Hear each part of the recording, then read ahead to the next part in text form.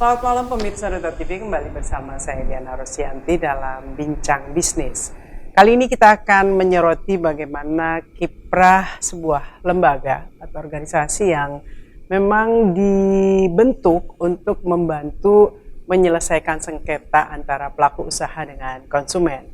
Kita mengenal ada BPSK, Badan Penyelesaian Sengketa Konsumen, yang dibentuk dari tingkat nasional sampai dengan tingkat kabupaten kota, dan hari ini kita menghadirkan BPSK Kota Banjarmasin yang diwakili oleh ketuanya Ibu Suci Rabela SH.MH. Kita akan sapa dulu, saat ini sudah bersama saya di studio. Selamat malam Mbak Suci, saya panggil Mbak saja ya. Silakan. Baik, ini kita ingin lebih mengenal Badan Penyelesaian Sengketa Konsumen, di mana mungkin sebagian orang sudah mengenal, tetapi lebih banyak yang belum kenal terkait entah itu lembaganya, fungsinya, dan selama ini kiprahnya di Kota Banjarmasin dan sekitarnya itu seperti apa. Mungkin bisa diceritakan dulu apa itu lembaga penyelesaian sengketa ini. Baik, terima kasih Mbak Diana, selamat malam.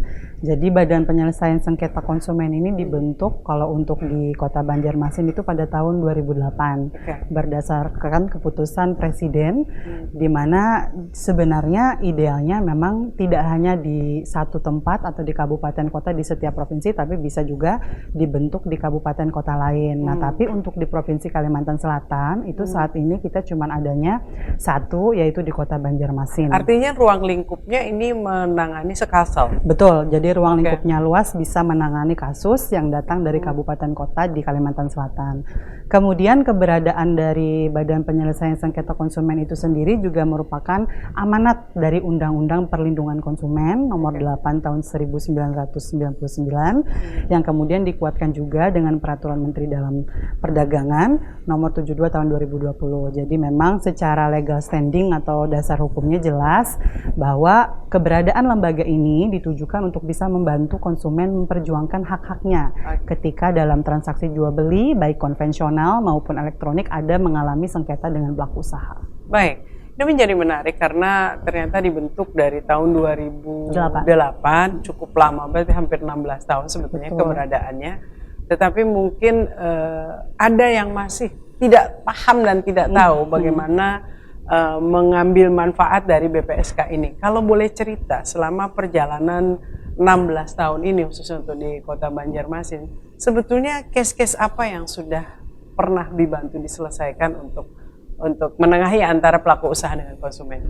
Oke, jadi sebelumnya kalau saya sendiri itu baru aja dilantik di tahun 2023. Jadi di periode 2023 sampai dengan 2028. Untuk case-case-nya beragam, misalnya tentang pembelian rumah, kemudian pembiayaan, misalnya pembiayaan mobil, dan juga klausula-klausula baku di mana masih ada misalnya beberapa klausula baku yang merugikan konsumen gitu, karena sifatnya yang melanggar beberapa hak-hak konsumen. Kemudian juga selain itu kita juga pernah melayani jasa, misalnya kayak jasa parkir ketika seseorang parkir, kemudian sepeda motornya misalnya hilang pada saat jasa itu diberikan. Jadi beragam untuk kasus-kasusnya. Baik, tadi kan kasusnya beragam, tetapi penyelesaian yang sudah sampai tuntas itu seperti apa? Artinya kan pastinya ketika ada pengaduan dari konsumen harus diselesaikan dengan tuntas. Dan tadi disebutkan bahwa BPSK ini menyelesaikan di luar jalur pengadilan. Nah, ini seperti apa proses mediasinya dan juga penyelesaian? Baik, jadi untuk BPSK dia menyelesaikan kasus-kasus secara non-litigasi di luar jalur pengadilan. Ada 3 metode yang ditawarkan. Yang pertama adalah mediasi, yang kedua adalah konsiliasi, yang ketiga adalah arbitrase, di mana para pihak baik konsumen maupun pelaku usaha yang nantinya akan memilih metode apa yang mereka pilih. Baru kemudian nanti majelis akan menjalankan perannya, apakah sebagai mediator, apakah sebagai konsiliator, apakah sebagai arbiter. Nah, kemudian kalau ditanya bagaimana penyelesaiannya, alhamdulillah selama ini semua kasus yang masuk di BPSK itu kita selesaikan dengan tuntas. Karena kita terikat pada ketentuan di keputusan Menteri Perindustrian dan Perdagangan nomor 350 tahun 2001 tentang tugas dan wewenang dari BPSK sendiri bahwa kita terikat di pasal 38 harus menyelesaikan permohonan atau aduan itu 21 hari kerja sejak gugatan itu diterima oleh ketua BPSK gitu. Jadi salah satu poin penting sebenarnya yang harus diketahui oleh masyarakat adalah bahwa BPSK ini dia metodenya cepat, mudah, dan tanpa biaya. Nah, sayangnya memang kalau ditanya kendala, itu kita masih terbatas pada budget atau anggaran, terutama dalam hal sosialisasi, memperkenalkan ke masyarakat. Tapi kita masih tetap lakukan usaha-usaha untuk ke arah situ. Baik, ketika tadi problemnya adalah soal anggaran untuk sosialisasi, tetapi ternyata sudah cukup banyak juga konsumen yang paham dan akhirnya mengadukan berbagai problema terkait hubungan dengan pelaku usaha itu.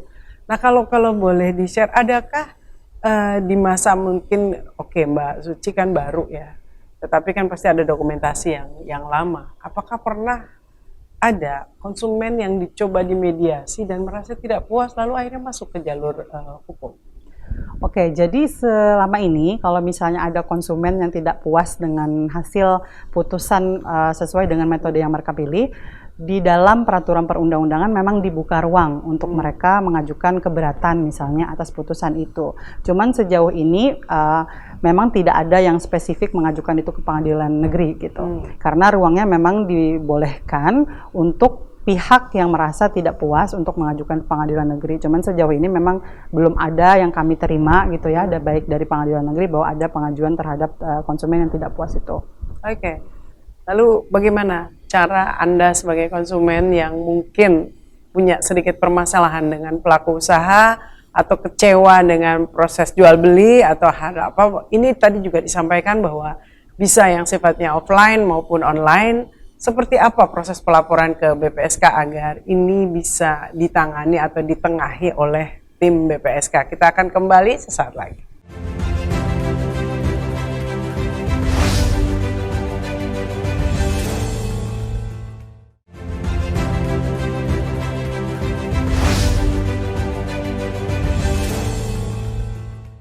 Pemirsa, kita masih ingin mengenal lebih dekat BPSK, Badan Penyelesaian Sengketa Konsumen. Mungkin Anda sebagian juga ada yang sudah tahu, sudah paham, tetapi yang belum tahu dan belum paham tentunya ingin tahu juga bagaimana sebuah sengketa dalam tanda kutip. Apa yang dikategorikan sengketa yang bisa diadukan atau dibantu penyelesaiannya oleh BPSK maupun juga tadi ketika memang ada Mbak Suci tadi mengatakan ketika ada ketidakpuasan di akhir boleh juga dibuka untuk ke jalur selanjutnya, tetapi diupayakan bahwa sengketa kalau bisa rekonsiliasi di bawah mediasi oleh BPSK. Nah, Mbak Suci, kalau boleh di-share dulu prosedur untuk melaporkan dan hal-hal apa sebetulnya kategori yang ini bisa dibantu penyelesaiannya oleh BPSK. Baik, tadi sudah saya bilang bahwa BPSK ini salah satu slogannya adalah cepat, mudah, dan tanpa biaya. Dia mudah karena konsumen yang merasa dirugikan, misalnya contohnya produknya ada cacat misalnya, atau tidak bekerja sebagaimana promosi atau pengiklanan yang diberikan. Kemudian bisa juga masalah rentan waktu, misalnya rumah dijanjikan selesai dalam 6 bulan, kemudian misalnya sudah lewat tenggang waktu masih dikerjakan, itu juga bisa. Syarat yang kedua adalah barang yang dibeli atau ditransaksikan itu adalah sebagai konsumen akhir, jadi bukan untuk dijual kembali. Dia sifatnya mengkonsumsi. Iya, dikonsumsi boleh untuk diri sendiri, orang lain, keluarga, ataupun makhluk hidup lain. Misalnya contoh, kita beli makanan untuk hewan kita, misalnya hewan peliharaan, kemudian misalnya makanan tersebut mengakibatkan hewan peliharaan kita sakit atau mungkin mati, maka itu juga bisa dikategorikan sebagai sengketa konsumen. Nah, kemudian caranya bagaimana? Caranya sangat mudah, tinggal datang ke kantor BPSK di Jalan S. Parman, nomor 44 Banjarmasin, kemudian cukup membawa bukti-bukti awal dalam artian misalnya kwitansi atau nota pembelian, kemudian nanti di sana akan diarahkan untuk mengisi formulir yang bisa diisi dengan kronologis pembelian, transaksi, kemudian cerita secara singkat apa yang diharapkan oleh konsumen dari pelaporannya itu. Untuk syaratnya biasanya nanti akan ada tim kami sendiri, anggota sekretariat yang akan meminta kartu tanda pengenal penduduk misalnya, kemudian juga bukti-bukti lain terkait dengan itu, bukti setor, error misalnya pembayaran atau foto rusaknya produk Artinya dan lain-lain. penguat dari Betul. pembuktian itu ya. Jadi alat buktinya tidak terbatas. Berbeda kalau di pengadilan mungkin kita hanya mengenal beberapa alat bukti yang diakui oleh persidangan. Nah, kalau di sini kita buka ruang seluas-luasnya supaya konsumen bisa menyuguhkan. Bahkan mungkin bukti screenshot handphone itu bisa kita coba gali lagi informasi pada saat persidangan nanti. Oke, karena ujungnya adalah mediasi ya. Betul. Mediasi. Baik, menjadi menarik ada beberapa organisasi juga yang mengatasnamakan atau memang jargonnya adalah membantu konsumen, seperti yang perlindungan konsumen dan lain sebagainya. Dan itu mungkin juga masyarakat lebih aware terhadap organisasi itu. Bedanya apa BPSK dengan teman-teman yang juga bergerak secara volunteer untuk membantu konsumen di luar ini?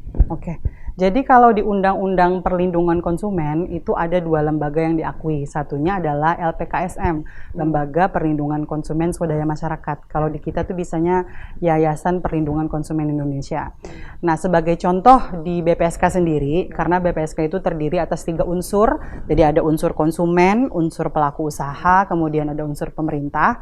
Salah satunya di unsur konsumen ini kita ada anggota yang berasal dari YLKI. Sebut saja Pak Dr. Fauzan Ramon ya. Beliau bergerak untuk perlindungan konsumen secara volunteer atau sukarela.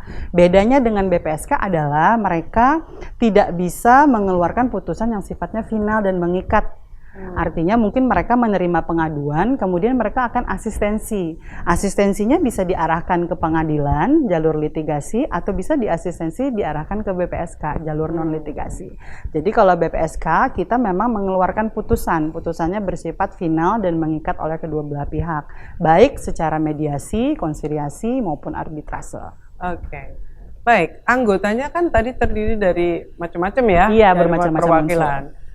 Tadi perwakilan konsumen, organisasi konsumen. Iya, betul. Pelaku usaha ada? Ya, dan juga pemerintah.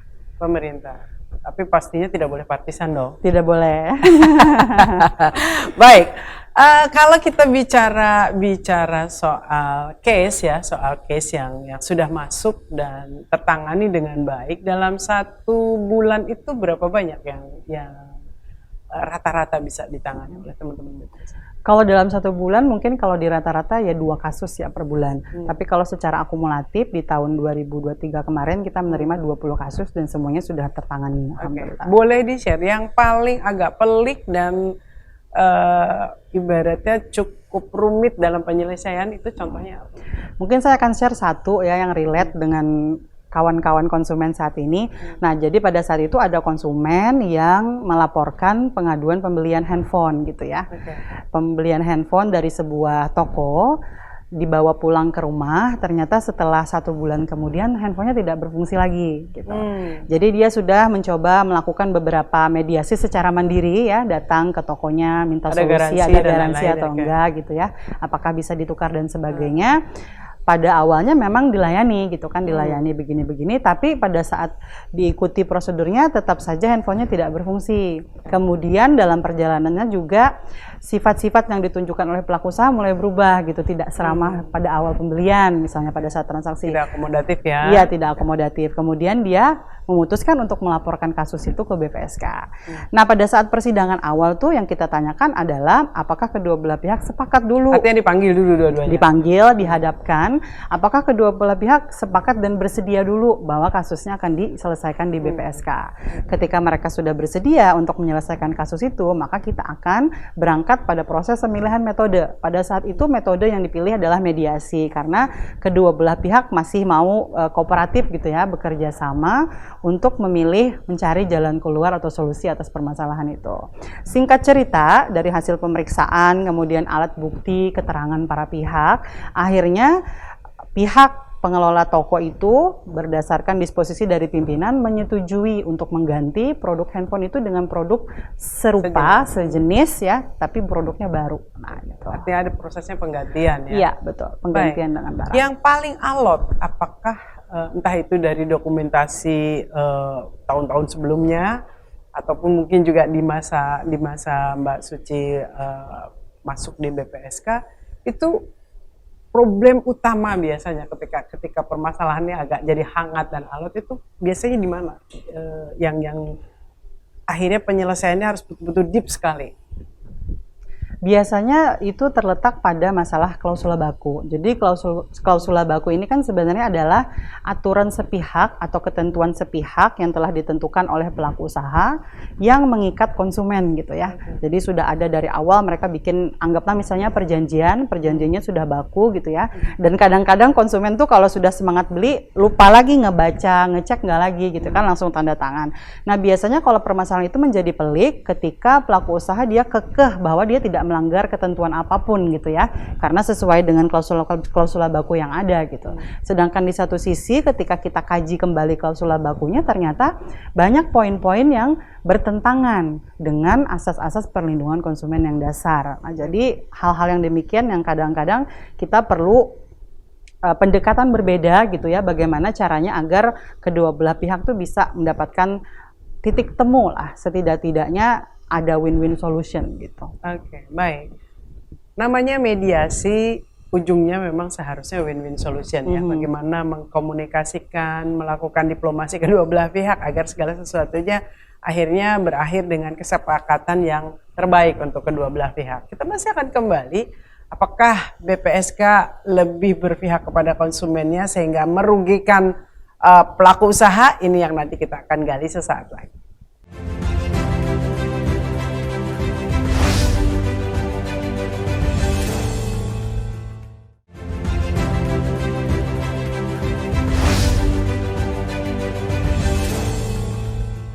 Pemirsa, masih ngobrol-ngobrol dengan BPSK. Kita tahu bahwa memang concernnya adalah konsumen.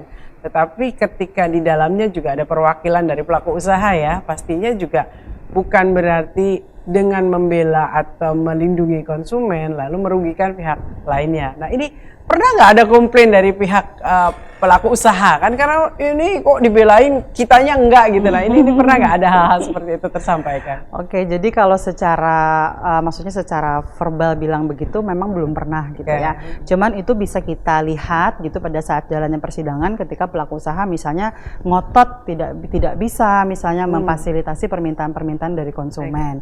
Nah itu tadilah sebabnya di BPSK itu kita terdiri atas 3 unsur gitu.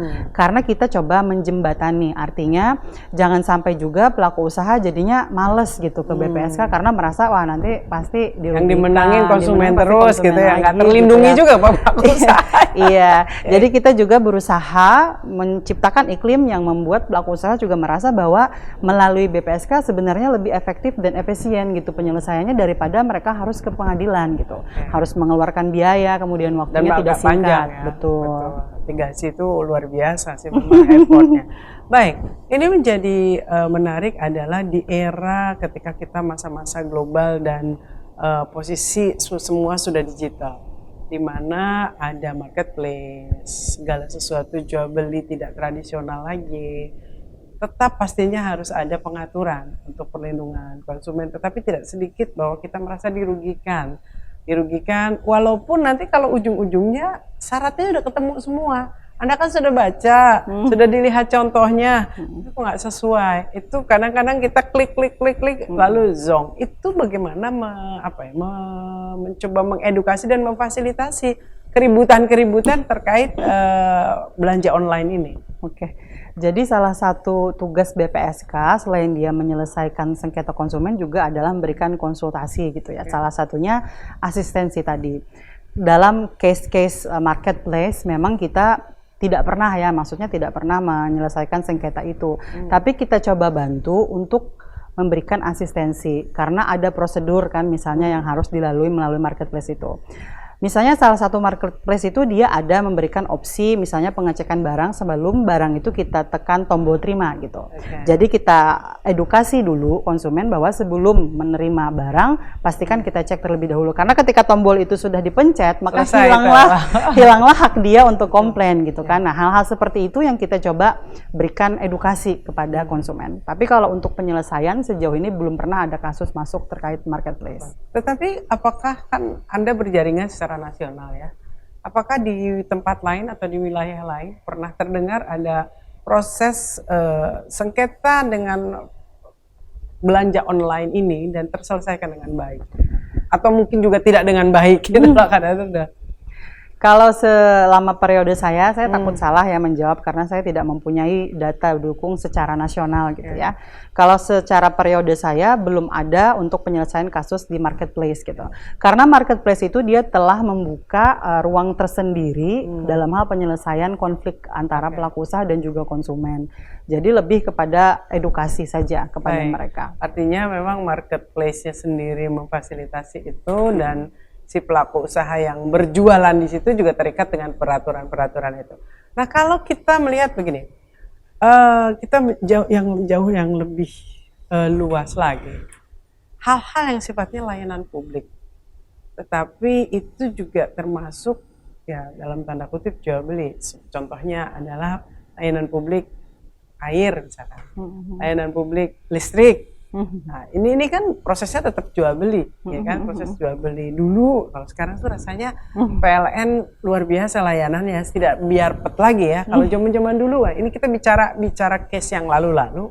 Ketika misalkan ada pelaku usaha yang bukan sengaja sih sebetulnya, itu kadang-kadang biar pet itu kan nggak sengaja, ada kondisi-kondisi alam dan lain sebagainya.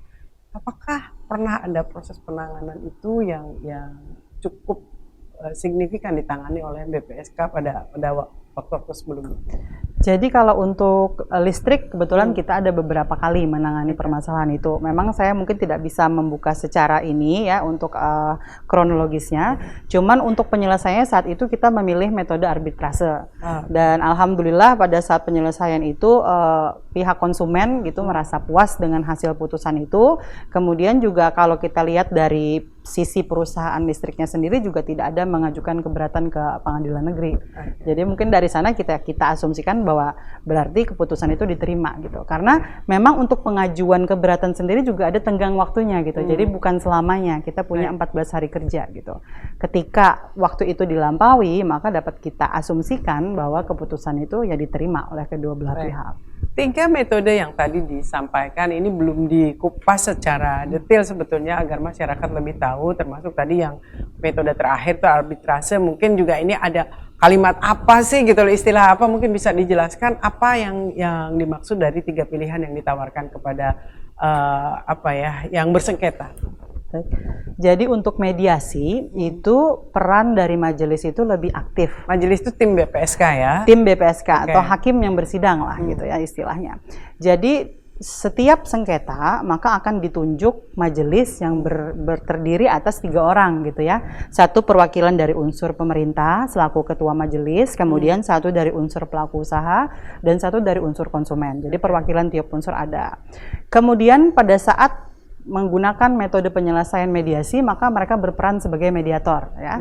Sebagai mediator mereka berperan lebih aktif dalam artian memberikan saran, memberikan masukan kalau penyelesaiannya gini gimana gitu ya. Apakah misalnya kita arahkan seperti ini, para pihak setuju. Jadi sifatnya lebih aktif gitu ya, memberikan masukan, ide, gagasan. Nah, kalau di konsiliasi itu dia berperan sebagai konsiliator di mana sifatnya lebih pasif dalam artian kita membantu menjembatani kedua belah pihak untuk ngobrol, berdiskusi, mengakomodir apa yang diinginkan masing-masing dan pihak. Kita bertugas menjawab dalam artian ketika mereka tanya kalau pandangan hukumnya misalnya begini-begini apakah melanggar ketentuan atau tidak, kemudian kita beri masukan, oh secara teori demikian. Jadi dia bersifat lebih pasif gitu, tidak memberikan ide-ide tapi murni dari kedua belah pihak. Artinya menyelesaikan sendiri, hanya ditengahi begitu ya. Betul. Nah, kalau yang ketiga ini yang unik gitu ya, karena dia membuat peran majelis itu menjadi lebih kuat gitu ya sebagai arbiter, di mana majelis akan membuat putusan. Jadi hakimnya lah di situ. Betul, karena kedua belah pihak sepakat semua putusan diserahkan sepenuhnya kepada majelis. Jadi mereka tidak berdiskusi tentang bagaimana keputusan yang ingin mereka ambil gitu ya, tapi diserahkan sepenuhnya kepada majelis gitu, dengan mempertimbangkan permohonan tadi, dengan mempertimbangkan keterangan dari pelaku usaha, sehingga ada suatu putusan yang jelas. Putusannya bisa berupa menerima gugatan atau misalnya menolak gugatan sebagian atau sepenuhnya, kemudian juga bisa sampai pemberian sanksi administratif kepada pelaku usaha. Baik, yang datang misal adalah konsumen dan pelaku usaha yang awam secara hukum, tidak tahu, dijelaskan ketiga pilihan tersebut, tetapi kan mungkin juga mereka meraba-raba ya apa sih gitu loh masing-masing pilihan. Apakah ketika melihat case-nya dari pihak BPSK yang menyarankan atas ketiga pilihan itu atau seperti apa? Jadi untuk pihak BPSK dia hanya berkewajiban untuk menjelaskan, tidak ini begini metodenya ya, begini. Kita tidak mengarahkan misalnya ke metode ini gitu ya, tapi kita sifatnya menjelaskan. Dan alhamdulillah Mbak Diana itu yang datang konsumen juga beragam gitu, dalam artian mulai kelas bawah sampai kelas atas gitu. Jadi kita tidak berasumsi orang yang datang ke BPSK itu hanya orang yang paham hukum saja, tidak. Malah mereka justru diuntungkan gitu ya, tanpa harus menyewa jasa advokat gitu, tapi sengketa mereka tetap bisa tertangani gitu. Justru karena beragam itu tadi, ketika edukasinya, penjelasan itu artinya cukup take times ya untuk ngasih tahu dulu sebelum mereka akhirnya memilih. Baik, kita pasti akan bincang-bincang dengan Mbak Suci Rabela SHMH. Beliau adalah Ketua BPSK Kota Banjarmasin. Kita akan kembali sesaat lagi.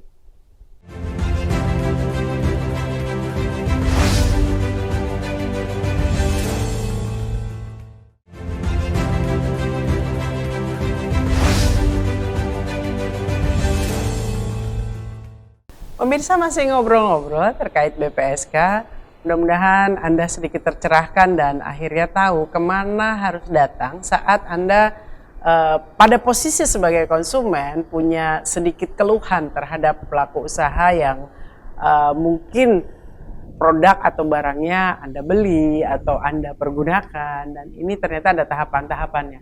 Hal apa menurut Mbak Suci yang harus diketahui oleh konsumen? Tadi kan hak itu tidak semua paham haknya. Lalu ketika ingin memperjuangkan haknya ternyata buktinya itu daya dukung untuk melaporkan itu juga udah nggak ada. Seperti kadang-kadang ya kita tahu bahwa masyarakat kita beragam. Beli aja gitu loh kan. Ketika ternyata akhirnya harus komplain mau datang ke BPSK, biasanya ditanya oleh BPSK tuh untuk bukti-bukti pendukungnya apa saja yang harus disimpan nih. Harus masyarakat tuh aware ketika melakukan transaksi, itu apa dulu yang harus diamankan. Oke, jadi yang paling penting pasti nota pembelian gitu ya. Nota pembelian itu penting. Walaupun sekarang banyak yang online nggak masalah ya itu. Iya, kita bisa screenshot aja gitu kan bahwa kita sudah bertransaksi. Jadi bisa nota pembelian, kemudian kalau ada kartu garansi dan pastikan misalnya kita bicara produk cacat itu kita bisa dokumentasikan gitu, kita foto dulu gitu. Supaya buktinya lebih kuat. Kemudian lebih lanjut ya perjanjian. Nah, ini menariknya gitu ya. Terutama dalam kasus-kasus pembiayaan itu banyak konsumen tidak menerima salinan perjanjian. Nah, ini nih yang juga bisa kita bilang pelaku usahanya gitu. Agak nakal dikit gitu ya. Karena tahu orangnya nggak ngerti. Iya, karena kan kopi perjanjian itu wajib gitu ya dimiliki oleh kedua belah pihak. Nah, ini salah satunya biasanya yang juga menyulitkan konsumen karena mereka tahu transaksi, kemudian mereka tidak tahu lagi masalah hak dan kewajiban mereka apa dari transaksi itu. Apalagi ketika konsumen dibantu oleh pihak ketiga. Betul. Nah, ini nih yang agak-agak repot. Nah, ada hal menarik, fenomena di Banua kita waktu kemarin itu ramai soal investasi bodong. Nah, ini apakah ini juga masuk ranah konsumen dan pelaku usaha? Sayangnya itu belum masuk. Belum masuk ya? Kalau yang begitu-begitu nggak masuk ya? Jadi karena kan investasi, dia membeli sesuatu walaupun bentuknya adalah investasi, itu tidak masuk ya? Mungkin itu bisa kita arahkan ke pengadilan negeri untuk langsung penipuan. Pengadilan, langsung ke penipuan ya.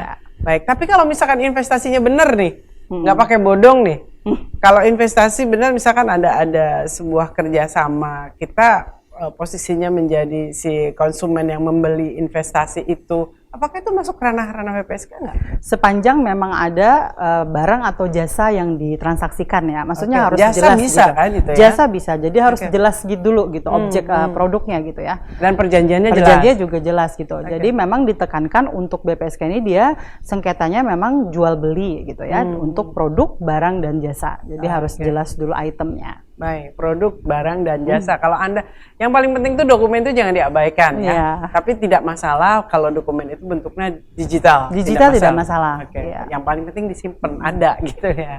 Nah, edukasi kepada berbagai lapisan masyarakat apa yang dilakukan oleh BPSK selama ini? Iya.